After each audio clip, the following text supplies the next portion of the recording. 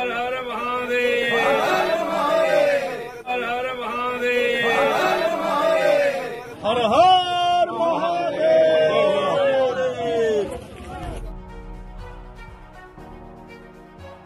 লোকসভা নির্বাচনের আগে এবার দিলীপ ঘোষের হাতে ত্রিশূল, আর সেই ত্রিশূল দেখতেই এবার ভিড় করলেন এলাকাবাসী।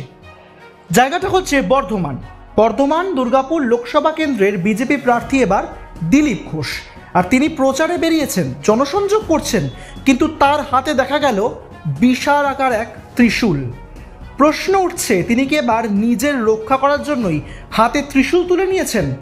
না, এই প্রশ্ন করতেই উত্তর দিলেন দিলীপ ঘোষ। তিনি বললেন তার চিরাচরিত ভঙ্গিতেই, তিনি বললেন যে এই ত্রিশূল এবার দেশকে রক্ষা করার জন্য, আত্মরক্ষার জন্য নয়। এদিন বর্ধমানের আলমগঞ্জে যেমন চা চক্র চলেছে, বর্ধমানের সর্বমঙ্গলা মন্দির এবং বর্ধমানেশ্বর মন্দিরেও পুজো দিয়েছেন বিজেপি প্রার্থী দিলীপ ঘোষ। তাকে দেখতে ভিড় করেছিলেন এলাকাবাসী থেকে শুরু করে দলের সমর্থকরাও। সেলফি তুলতেও হিড়িক পড়ে যায় সকাল থেকেই। আর স্বাভাবিকভাবেই সারাদিন ধরে তিনি যখন প্রচার করেছেন, তার আশেপাশে ছিল প্রচুর অনুগামীরা। আর ঠিক যে ভঙ্গিমাতে তিনি কথা বলেন, যে ভঙ্গিমাতে ঘুরে বেড়ান, তাই বজায় রইল। তবে এবার তার হাতে দেখা গেল এক অন্যরকম চমক, আর সেই চমক এবার হচ্ছে বিশাল আকার এক ত্রিশূল।